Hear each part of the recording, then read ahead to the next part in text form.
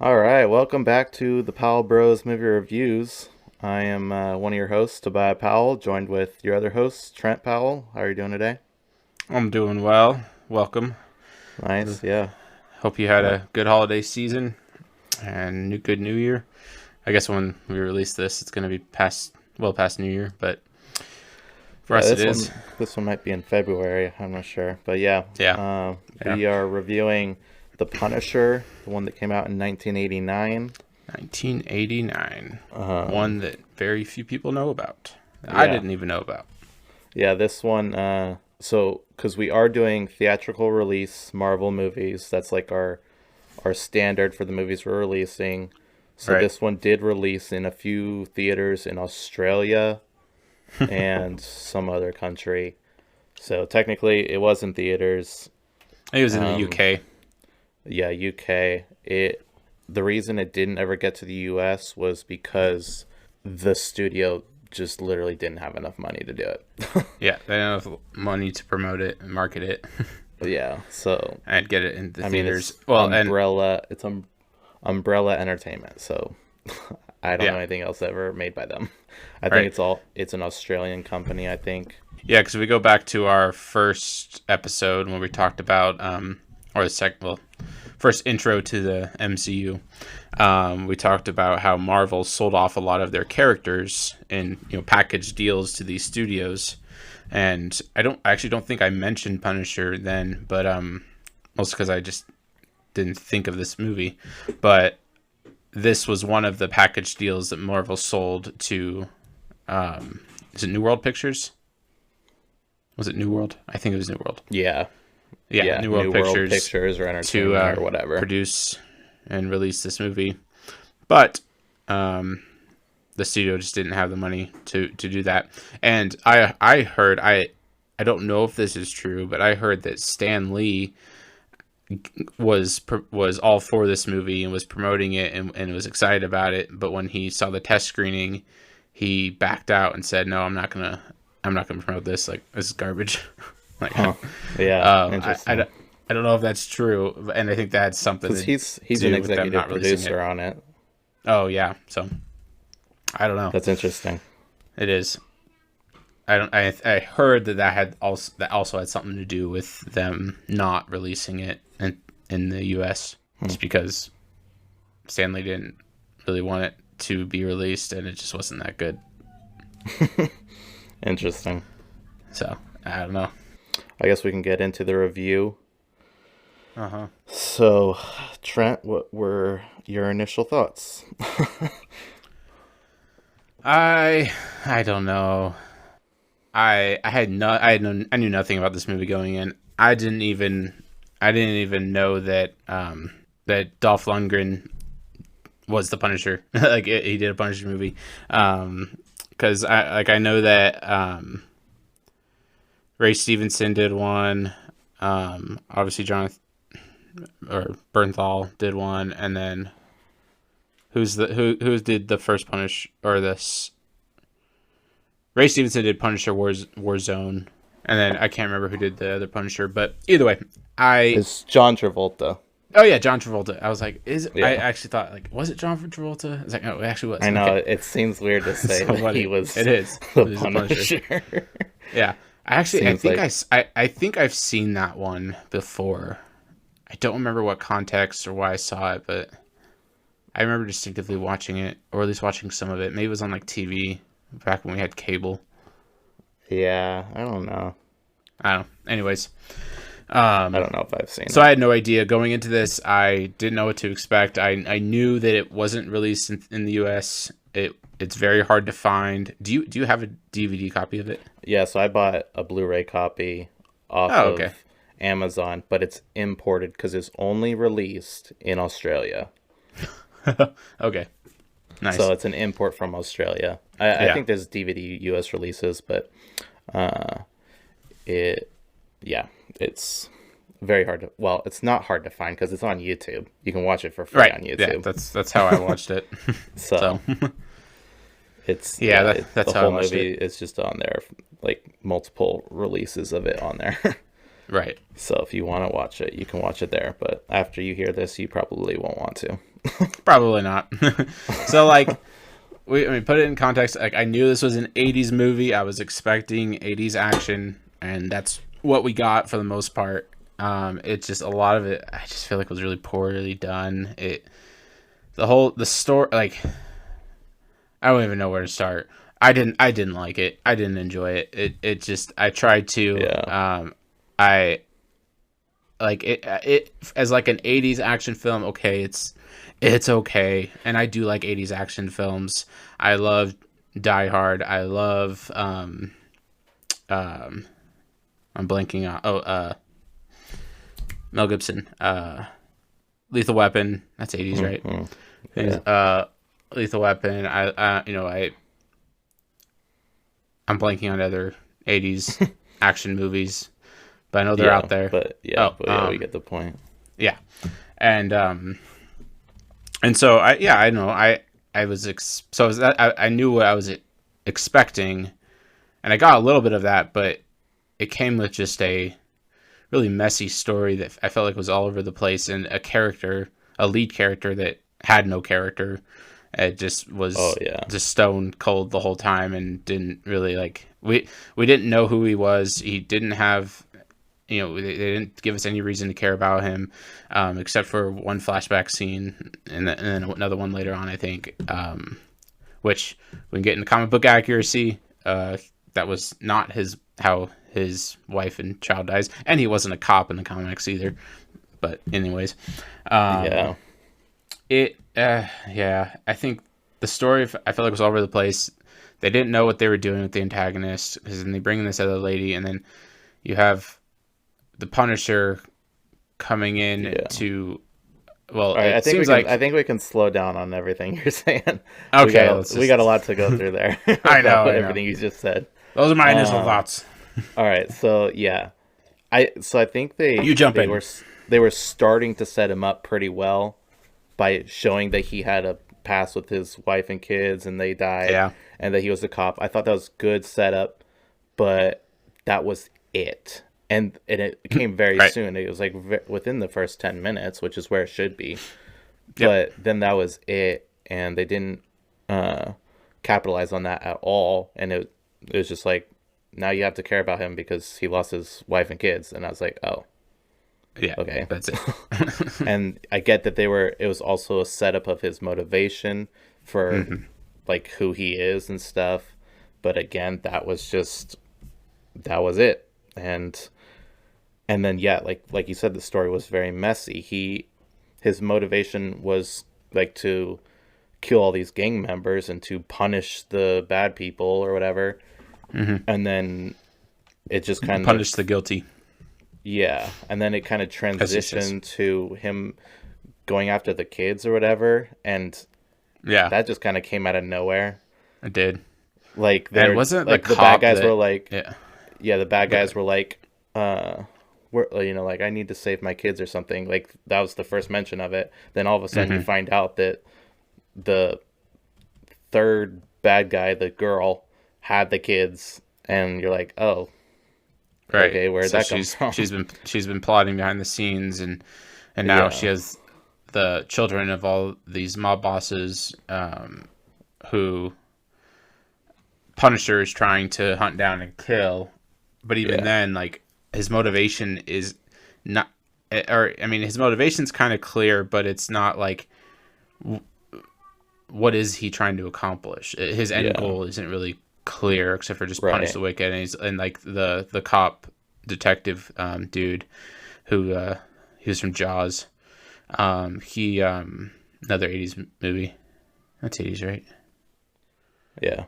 But with the kids, like, it came out of nowhere though. Like for the watcher, for the viewer, like for us, they didn't even set it up, and all of a sudden you find out that the lady has the kids. And, right, now we have a new story plot that we're following. Yeah, it was like very, like, I thought they were going in one direction of him punishing these people, but then all of a sudden they just like, maybe like this whole 30 this minutes whole other into the story movie, that they created drag this whole him other into. story. Yeah, like, and it came out of nowhere. It's just like in a snap, like just all of a sudden. Right. And I was and then he teams up that's with confusing. He teams up with I think was the son of the man who supposedly killed his wife. I think that's what they were going for. I think that guy died. Well, the guy at the beginning died, supposedly, but I think they mentioned that he was in the hospital or something. But I think he died. But I think his son was the one who teamed up with him, whose son was kidnapped. Yeah, I think. I don't know. It was really confusing as well. Yeah, just to follow the story and like where's just going, what's happening. Yes, that was a big issue with the villains. Is you see, so he, like, in the beginning, they set up his motivation of he wants to punish the evil, and then he goes and they give this whole story for this gang member, and then he kills him, and you're like, oh, so it's not him, he's not the bad guy. And then they do another story for another gang member, and then he blows up, and you're like, oh, so that's not the bad guy. And so, like, I kept trying to figure out, like, okay, where's the actual villain in this movie? Because they just kept killing these guys, and then all of a sudden they get to the girl, the mysterious woman. The Japanese woman? Yeah. Yeah. Which she was fine. Like, she was... Yeah, but it took them too long to... She was a good villain, but they didn't... Yeah, it took time to set her up. It took them too long to set her up, and because they were setting up these other guys, the other gang member guys, and then you find out that they're not the actual bad guys. So it's just like, well, why? That's not how stories work. You don't want to have all these setups for these other villains that aren't the actual villains. Right. And exactly. So then it kind of, like, lowered the menacingness of the villain. Right, because we don't even know who the villain is. And then how does she die? I can't remember. Was it Punisher that shot her? Or was it... Wait. I can't remember how it ended. I don't remember. I don't know. The whole ending was just a bunch of action. Yeah. 80s action is all it was. Right. And that was another thing about this movie. I felt like it was very filled with action to kind of... I mean, I'm sure they advertised it as an action movie, so to kind of capitalize on that. Totally. But also it felt like a way to hide the fact that they had a bad story. Yeah, probably. That's what it felt like a lot for me, is that they were doing that. Yeah, it had so many of the slow cuts in the for knife throws. Yeah. You know, I don't know what to call it. Like back when they weren't as capable to visually portray someone throwing a knife into someone or even beating people up. Like I feel like some of the punches were just like like complete misses, but like, you know, then that guy reacts. Yeah, the choreography was just terrible in this movie. Yeah. Well, and which was interesting because Dolph is like a big martial artist. Like he has like a black belt, I think, in martial arts. And there was a couple of times where he showcased it a little bit, or utilized some of his skills. I would assume he did all of his own stunts too. Mm-hmm. He's a good actor. Like, I mean, obviously he's in Rocky. He's the Russian in Rocky. So he's played a Russian. He's played an Italian, but he's Swedish. If anyone didn't know that. Yeah. But anyways, he's a good actor and did a good job. Kind of with like his character, like you had said, he was very much, you couldn't connect with him at all. No. He was honestly hardly in the movie, especially the first half.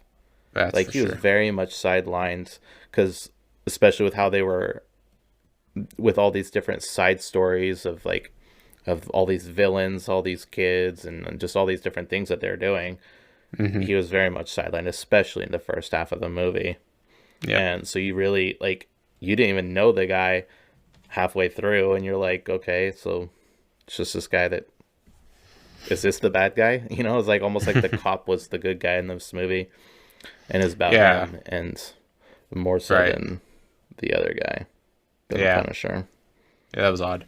And like, so apparently, he went kind of method in his acting. He didn't sleep like before most of his scenes. Like he would go like a couple days without sleep before he did his scenes, just to show the intensity and the seriousness and like the brokenness. I mean, he's a pretty broken character. That's one thing I like. I mean, I do like about the Punisher as a character, is just the way that they in the comics and the Punisher TV show that I enjoyed, they portray him as a broken man who has to deal with real things. Like he's lost his family.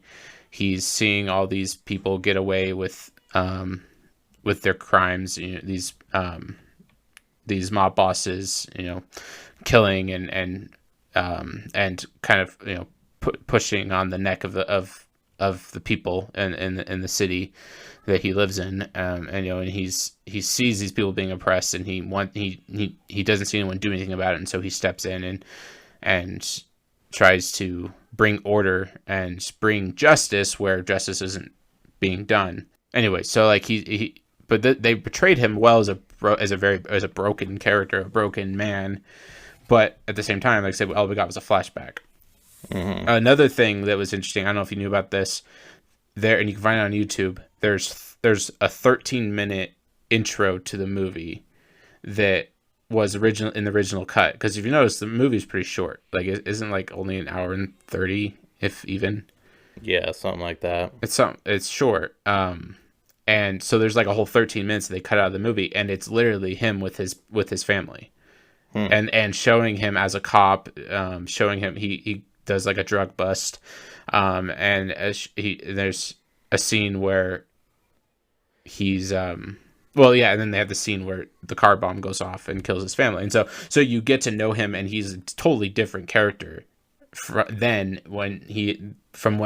he's at when the movie starts in the final cut of the movie.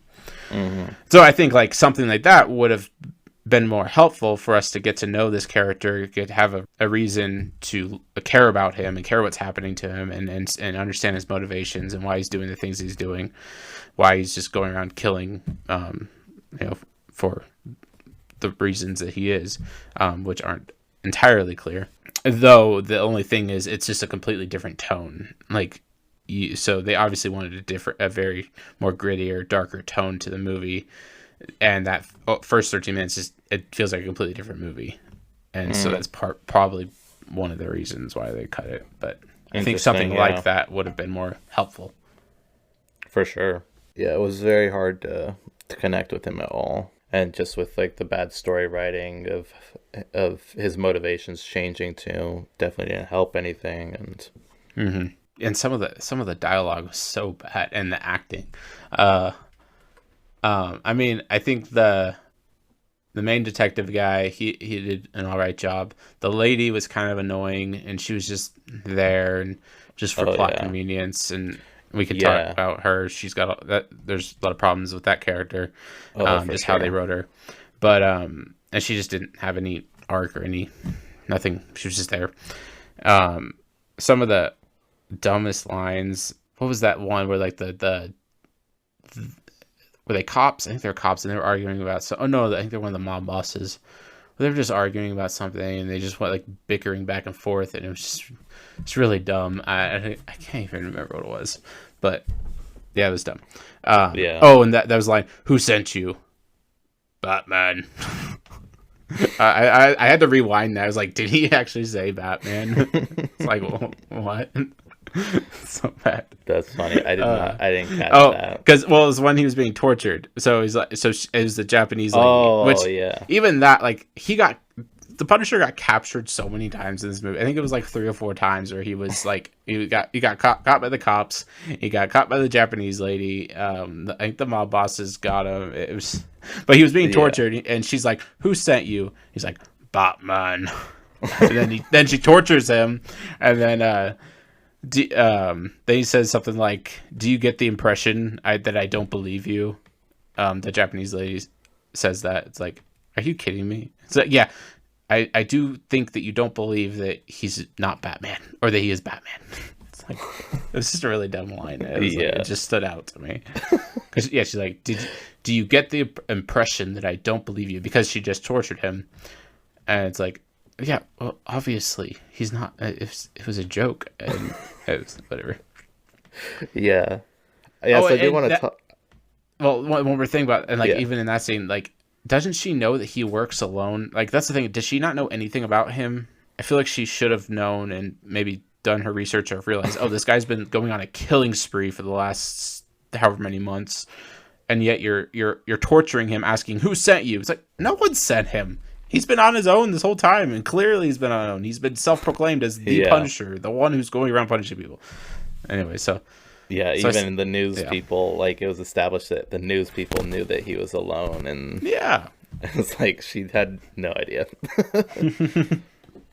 Right. But yeah, and then she leaves the room, and typical, he's able to escape, and instead of killing him, or she leaves the room and to let her henchman kill him or torture him. All of a sudden she's like, I have an appointment to go to. Right. Like, that's literally what she says. I have an appointment to go to. All of a sudden, when you can't come up with a reason for him to escape, it's what you do. So and then she leaves. I know it's often. It's yeah. It was just the worst. They did it so obviously. Well, and then going back to what you said about, like, you didn't even catch it. You said Batman. It's like, well, you don't really catch really most of what he says. Like, I turned on the subtitles halfway through the movie, and I don't do that very often. It's like, I don't understand what he's saying. Yeah, and I know that's how he is as an actor. I mean, no, he's okay. He's better in other projects. I mean, like Rocky, I guess he doesn't talk much, and just says like a lot of one-liners. But anyways. Sorry. No, even when you get into method acting, and you can very much tend to mumble, and it's definitely the director's responsibility to make sure they're speaking clearly enough. Not doing that, and the director wasn't doing that, obviously.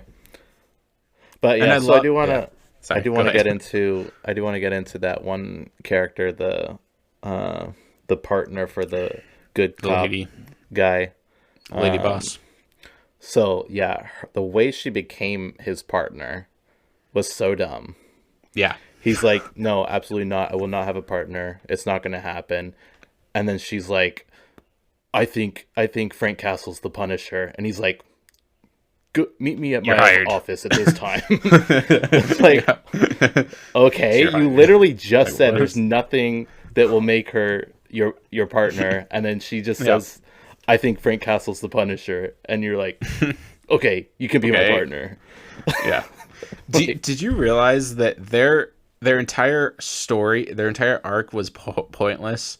That they found the Punisher at the end. They were just like, the story was happening over here with the Japanese people, with the mob bosses, and with Punisher, and then detectives are just kind of like on the side, like over here trying to find the Punisher throughout the movie, and then they find him, but it was based off nothing that they did the entire movie. They just happened to figure out where he was going to be at some moment, or like found out, I think he was captured by the Japanese lady or something. I can't remember, but it was based on nothing that they did the entire movie. Yeah. Well, so that was some more issues with that girl character. Is she was a rookie, I think, right? She was just on the force or something. Yeah. And the other guy, the Frank Castle's old partner, was like a veteran, like a legend. Like, he's been on the force for years, like many, like probably at least a decade based on his age. And all of a sudden she comes in and knows way more than he does, and knows how to find him, and just all of a sudden takes over and knows more than he does when she's a rookie and he's been there for so long. Yeah. And the way they threw her in there and totally made his character look like an idiot. And she's just all smart and just knows exactly how to find him and where to look for him. It was just another, like, because like all of a sudden we get this girl. So, man, I wish I knew that cop's name, but he's like, you won't be my. I don't know. You won't be my. I don't know most partner. of the people's names in this movie. Yeah, because they're forgettable. I can't even tell you the villain's name. I couldn't even tell you the guy that killed his parents or his family. But anyways, this isn't bad. Franco's the last name for the villains, and because it's like Frank Castle. Franco. Well, so do you know that the Punisher is the only character in the entire movie that's from the comics? Yeah, I was looking Like that up. there was Like, no I one don't think else any in of the these other comics. characters are in the comics, and I looked it up, and No, yeah, it's like, oh, they, yep, they could have okay, they could have marketed this as just an 80s action movie, oh revenge yeah, story, whatever, and it would have been what it was. But they make it the Punisher, but there's nothing about he has nothing to do with the Punisher. They change his yeah, backstory. I mean, it's similar enough. It's a lot of common tropes that you see in the Punisher comics, fine, but other than that, it's like he doesn't have the skull. He doesn't. He has the name Frank Castle, but that's it. It's yeah. He just doesn't have the he costume doesn't even at have all. like the arsenry that he usually has. Like he, Yeah, he had like one gun the whole yeah, movie. right. He had some knives or whatever, and that was it. He didn't have the skull. He, other than his name, he like there's nothing about him that really made him Frank Castle. Right. And so, like, I guess we're kind of getting to comic book accuracy here. It's like, so it really wasn't accurate at all. And like you had said, his No. backstory with his family, the way they died, wasn't accurate. The fact that he was a cop, him and the black detective, the whole fact that they were partners in the past, like they didn't give us anything to make us care.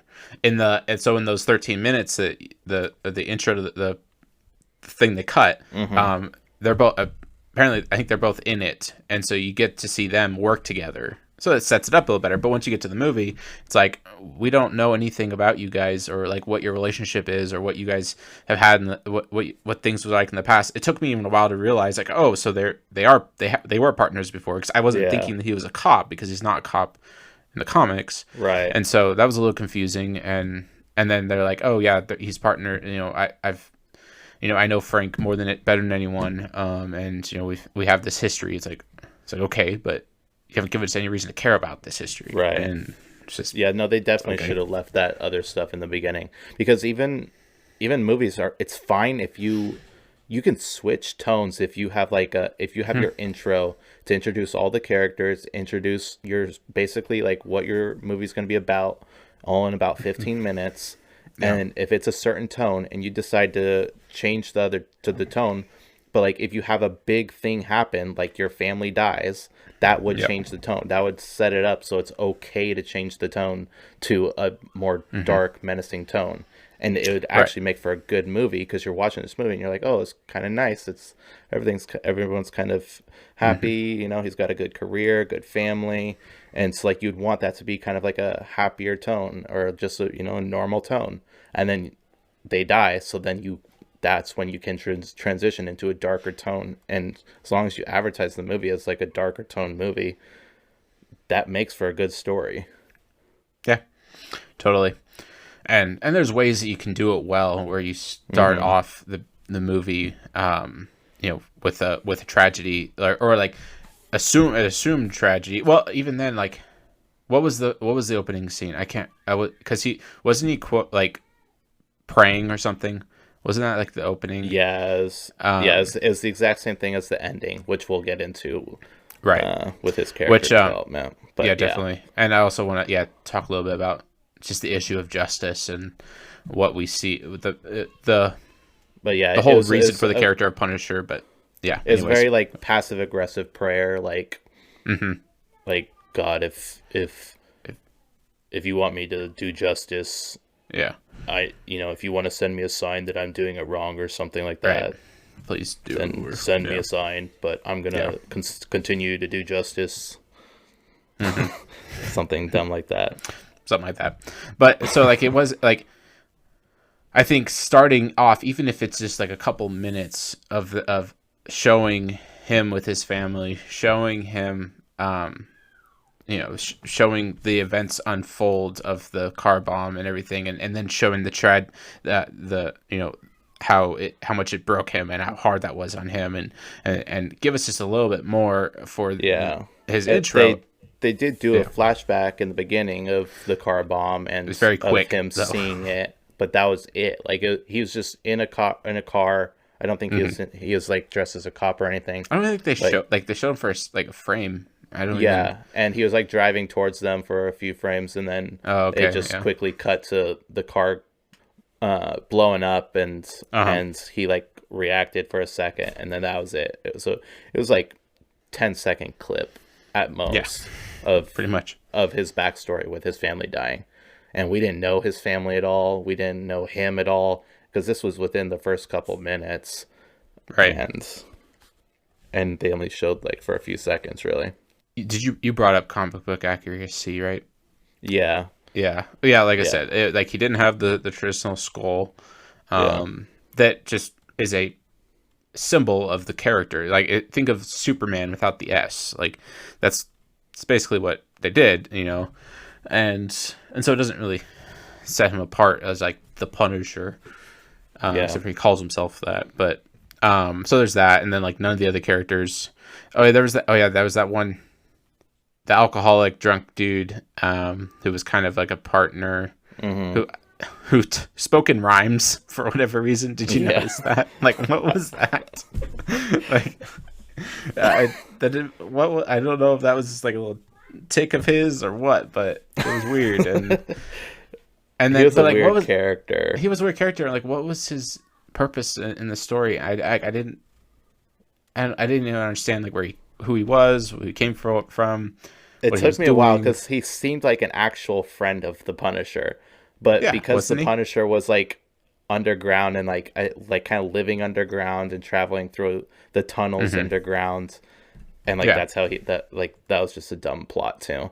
But the whole fact of him being underground, the guy was a bum that lived underground, so he just saw the Punisher a lot, and he was inside man kind of to help him hear what's going on and stuff. Well, I thought that he was going to be like Microchip from the Punisher comics. He was in the TV show. I think it was in season 2. He was like the he's a super genius. He's really good with computers, and he kind of there was in the show his wife thought he was dead, and so the whole story is him trying to clear his name or something, and Punisher helping him. But anyways, I thought that was gonna be that character, but it wasn't, and I feel like that would have been a good place to put him as someone who's knows the Punisher, is helpful, helps him, wants to help him, and is able to help him, and who's not Dr. Seuss. I don't know. I don't know. Yeah, so this was just not a comic book accurate movie. I don't know if that was the studio's direction, the directors. It's fine. Yeah. Or whose idea that was, but I'm sure that's one of the reasons Stan Lee hated it, and probably. He was just like, this is not the Punisher, which it really isn't. And so I think I kind of want to get into the character development. Because like we had said, so he had that monologue in the beginning, and I didn't look it up, but I wanted to. I just forgot. I think he has the same exact monologue in the end. I don't think there's any differences. I think you're right. Yeah. I think it's exactly the same.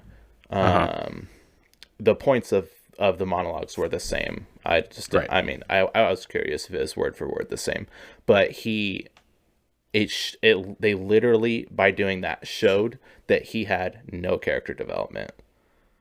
Like, I thought with the monologue and stuff, I thought like, oh, okay, so here's a theme. So he's wanting revenge and stuff, and then they kind of get into there's a cost to revenge, and is it worth it? And that's why I thought they were going with that monologue.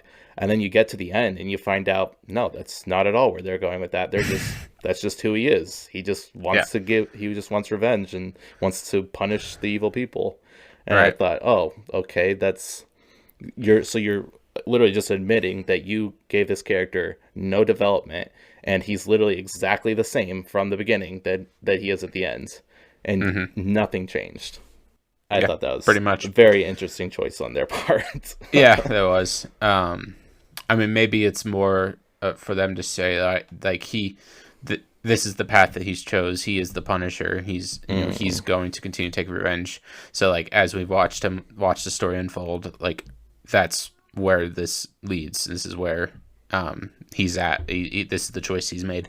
Maybe, I don't know. He's like, because there is the choice. Like, is he going to continue to be the Punisher, or is he going to stop? And is he going to stop the revenge killing, or not? Well, no, he chooses to continue it. So maybe I don't know if that's more or less, but that could have worked if they gave him some character arc, or if they showed us wrestling with that showed him wrestling with that question, because I don't think he did at all. Mm-hmm. It wasn't like, oh, should I continue doing this or should I not? It's like, oh no, I'm gonna keep doing this. I think this is right. But even then, like, they didn't really unpack that, and he didn't show that internal struggle with revenge, because when we watch movies, when we read stories, we want our characters to be human characters who have human emotions, who deal with real human situations, like someone killing your wife and kids. That's a real thing that happens, and we want to see our characters react in human ways, and show that struggle. He's given the opportunity for revenge. Okay, so what does it look like for him to wrestle with? Is it right for him to go and start killing people? Is it right for him to be a revenge killer, and or to be the judge, jury, and executioner? Does he get to make that decision? Is that given to him? Like, wrestle with that. I think that's what they do a great job in the Punisher TV show. Yeah. Just dealing with that issue of justice, and Daredevil as well, which I would love to review those sometime. I love Daredevil. There's just a lot of really, really good themes, especially very good Christian themes that we see in that TV show.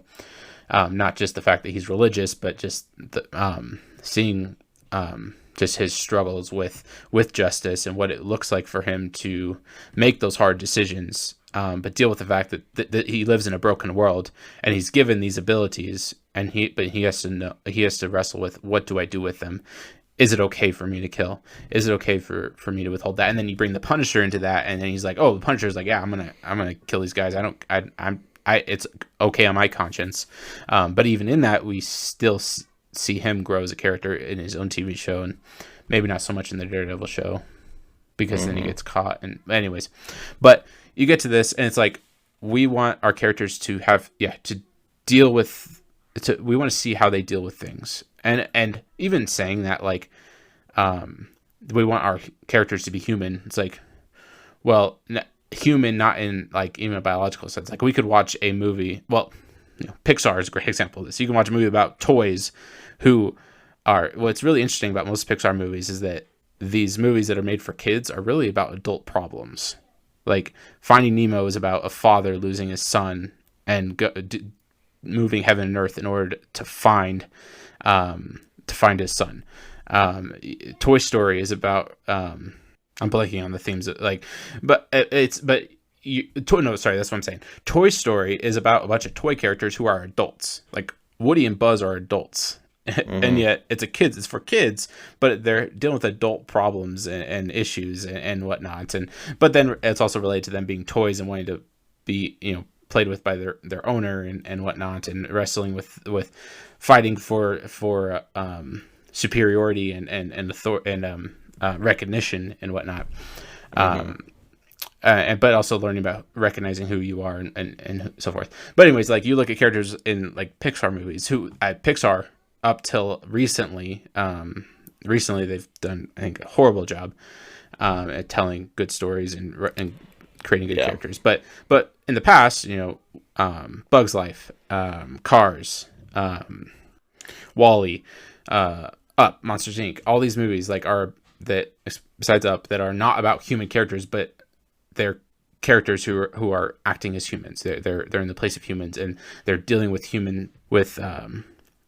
what it looks like to live in a broken world, and how to live the story that you're in, and to be good characters in your story. And it teaches us how to do that. And so anyways, I say that you get to this movie, The Punisher, and you have this broken character who's had his whole entire world has fallen apart.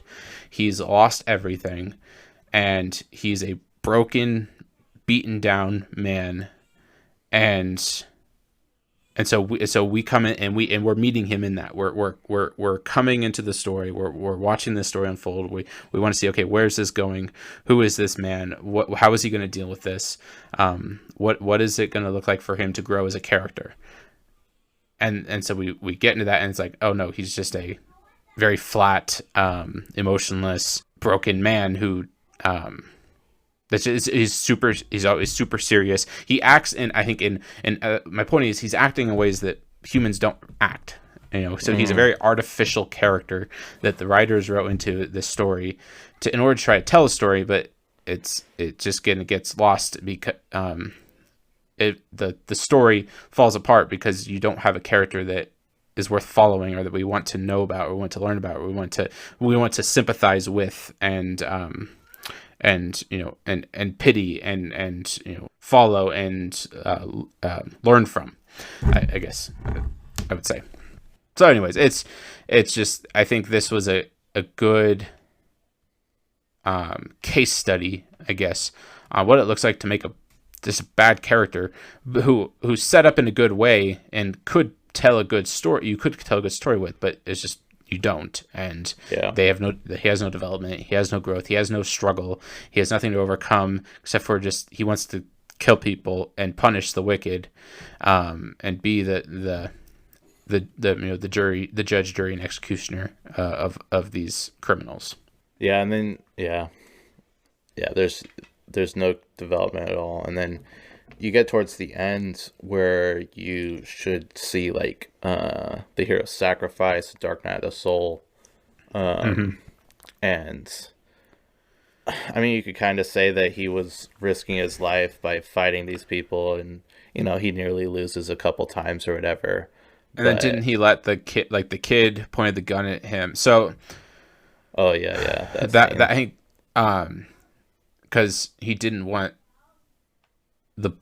the son to turn out like his father, or even turn out like him, and so he was willing to let he wasn't going to fight the kid. Obviously, he was going to let it. But he didn't want to see this kid turn out like these other men, like his superiors have turned out. And so there's a little bit there. That scene didn't really make any sense, because wasn't he saying to kill him? Like, wasn't the Punisher wanting the kid to kill him because if he did that, then he wouldn't end up like his father? Because that's what he was saying. But that doesn't make any sense, because if he did kill him, wouldn't he end up like his father because he just killed a guy in cold blood? Yeah, I was 10 years old about that too. I don't. Is that really? I think that's what happened. I mean, that's what I got from it, based off of what I could understand him saying. Yeah. I don't know, man. But so I think that's what you said is what they were going for, is that that was him trying to sacrifice himself, but it made no sense, because if the kid did kill him in cold blood, it's a 10-year-old kid killing a man in cold blood. He's gonna have a pretty messed up rest of his life. Yeah, exactly. But yeah, there was no real sacrifice other than things like that do change people. Like, as we write characters, as we read characters, we watch characters, it does something to a person when you do something like that. When you kill someone in cold blood, when you commit murder, when you even in self-defense, like that changes you, and you have to deal with that. And we want to see our characters deal with that. We want to watch them grow. We want to watch them learn. We want to watch them experience and respond and react and grow because of this hardship that they've faced. And once again, we just didn't get that. Yeah, and then there's no real. I mean, that one scene could also kind of be the Dark Knight of the Soul, maybe. Yeah, probably. Because he had a gun to his head, so, and then the character had no development, so there's nothing for him to overcome or anything. The other thing is, like, so going back to the plot. So the plot happens because he's going on this killing spree, and so these mob bosses get together and they're like, we need to do something about this Punisher guy. And so there's a story. Okay, there's something there. But then this Japanese lady comes in and wants to kidnap these kids. But like, does that did that have anything to do with the plot that they set up? Did it have anything to do with the Punisher? Did it have anything to do with... Actually, yeah, I just asked that question. Did it have anything to do with the Punisher, with Frank Castle? Like, right, no, it didn't. And yeah, and that's what I was saying. Like, they set up all these gang members and 2 of them died. Like, they literally set up like backstories for these 2 guys, and then they both get killed, and then they set up the Asian lady, and it's like, oh, okay. Like, you have all these things with these mobs, and just didn't make any sense. Yeah, because going back to the monologue, he says at another point in the movie, I wrote this down. He says, "I still talk to God sometimes. I ask him what I am doing, if what I'm doing is right or wrong. I am still waiting for an answer." Yeah, so that's the ending. That is the... So is that what he says? Okay. Oh, yeah, because he says... Because in the beginning, he's probably saying, I'm asking God, right. Is what I'm doing right or wrong? I'm listening for an answer, probably, is what he says. And then in the end, he says, I'm still waiting for an answer. Right. Yeah, interesting. Yeah, I don't know. And then I wrote down, and am I still waiting and I am still waiting for some character development. But maybe we're both not getting what we want. So anyways. Yeah. Yeah, because like the kid didn't kill Frank to show that he was better than him, which would have shown Frank's faults by not killing him. Because Frank would... I don't know. I was so confused. Didn't make any sense. I don't know. So this next part that I was wanting to talk about,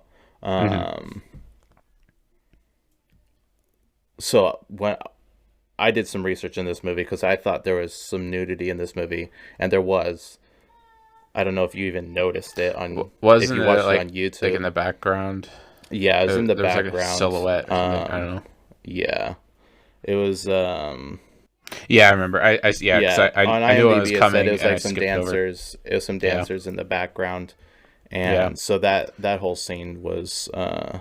Which for that those listening, right? For those listening, like, do your research for movies, and obviously we want to be helpful in this. Like, usually if it's rated R and there's a club scene, just skip it. It's usually pointless. Like, that's what I did, because I knew it was coming. And so like. Yeah, do your research for these movies. It's okay to filter them. IMDb's a really good.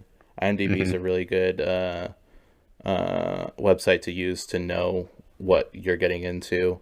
I mean, this movie was R, so that was just a red flag for me.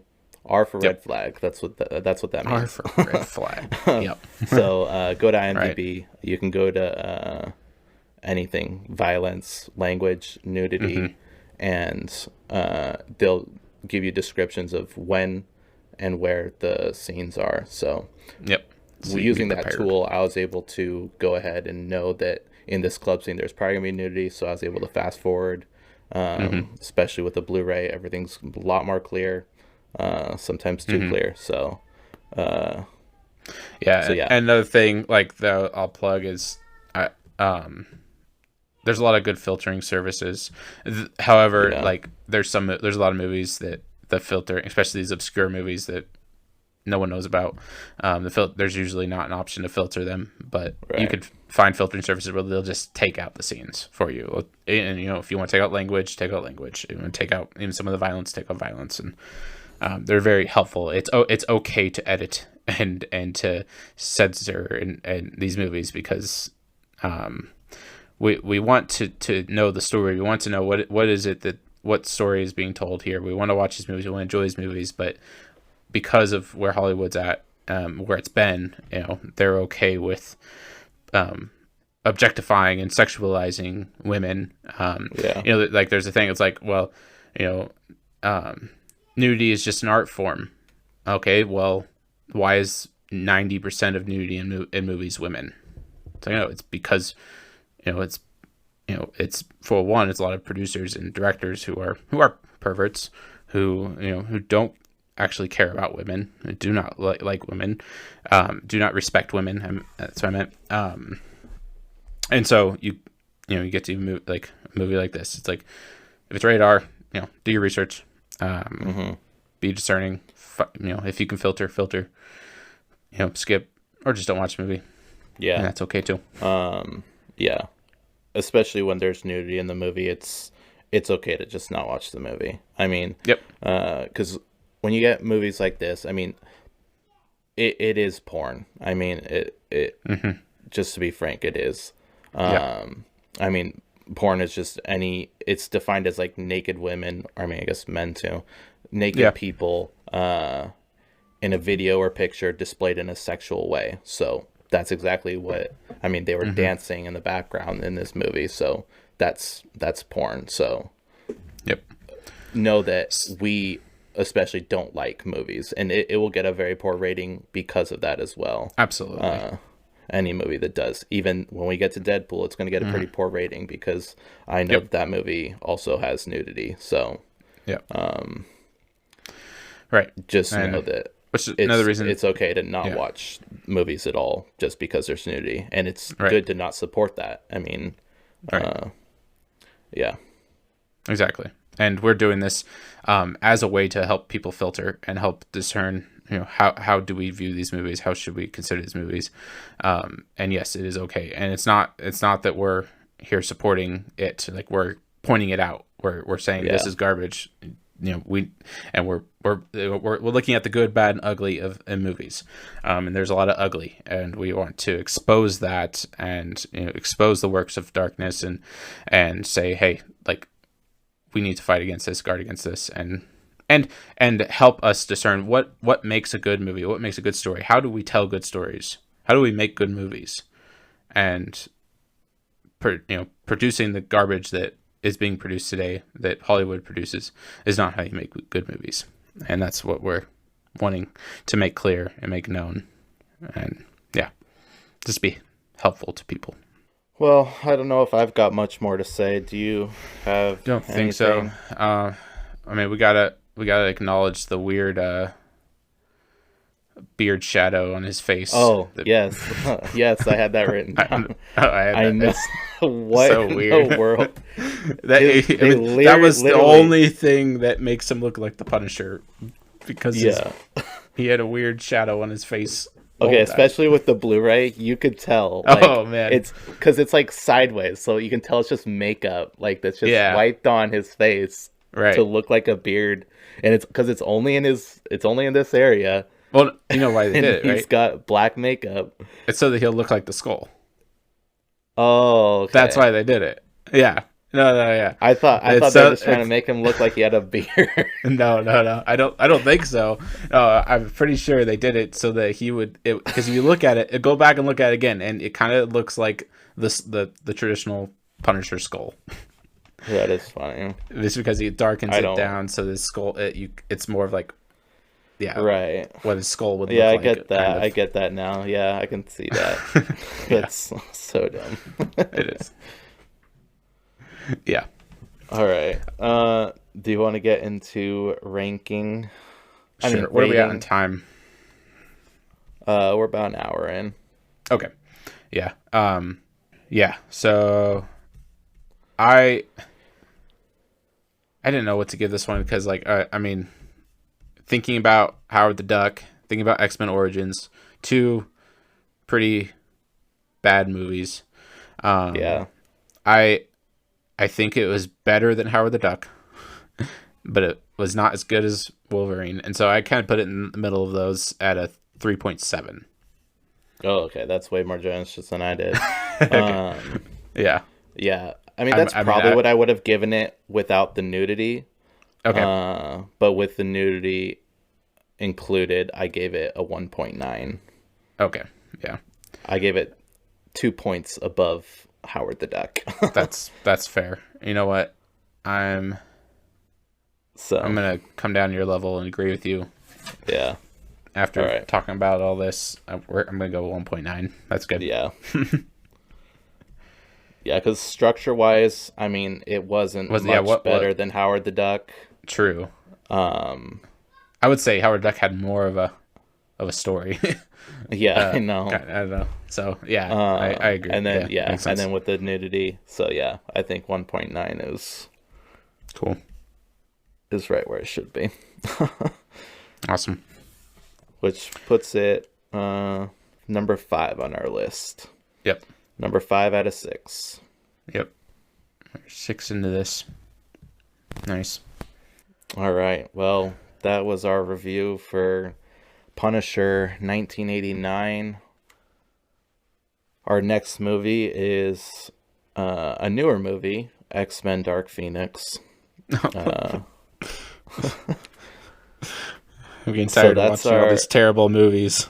Yeah, that's our. I can't stand it.